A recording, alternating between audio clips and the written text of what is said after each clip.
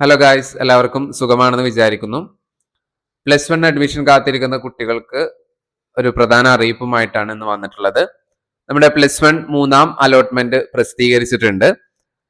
HAS വഴി നമുക്ക് user നെയിമും പാസ്വേഡും നമ്മുടെ ഏതാണോ ജില്ല അത് കൊടുത്താൽ നമുക്ക് എന്ത് ചെയ്യാൻ പറ്റും? നമ്മുടെ അലോട്ട്മെന്റ് ചെക്ക് ചെയ്യാൻ പറ്റും. എത്രയും പെട്ടെന്ന് എല്ലാ വിദ്യാർത്ഥികളും എന്ത് ചെയ്യുക? അലോട്ട്മെന്റ് ഒന്ന് ചെക്ക് ചെയ്യുക. അലോട്ട്മെന്റ് ലഭിച്ച വിദ്യാർത്ഥികൾ ശ്രദ്ധിക്കേണ്ട കുറച്ച് കാര്യങ്ങളാണ് നമുക്ക് ഇവിടെ പറയാനുള്ളത്. നാളെ ജൂൺ 29 രാവിലെ 11 മണി മുതൽ ജൂലൈ 3 വെള്ളിയാഴ്ച വൈകിട്ട് 5 മണി വരെയാണ് നമുക്ക് പ്രവേശനം നേടാനുള്ള അവസരം ഉണ്ടായിരിക്കുക. അപ്പൊ ഈ ഒരു ഡേറ്റിന്റെ ഉള്ളിൽ നമ്മൾ എന്ത് ചെയ്യണം? അഡ്മിഷൻ എടുത്തിരിക്കണം. ഇവിടെ ശ്രദ്ധിക്കേണ്ട ഒരു കാര്യം, നമ്മൾ സെക്കൻഡ് അലോട്ട്മെന്റ് ഒക്കെ കിട്ടിയ വിദ്യാർത്ഥി, ഫസ്റ്റ് അലോട്ട്മെന്റ് സെക്കൻഡ് അലോട്ട്മെന്റ് ഒക്കെ താൽക്കാലികമായിട്ട് അഡ്മിഷൻ എടുത്ത വിദ്യാർത്ഥികൾ ഉണ്ടായിരിക്കും.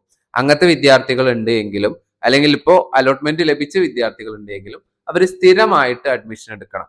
ഇനി ഒരു താൽക്കാലിക പ്രവേശനം ഉണ്ടായിരിക്കില്ല, അത് സ്ഥിരമായിട്ട് പ്രവേശനം മാത്രമാണ് ഇനി ഉണ്ടായിരിക്കുക.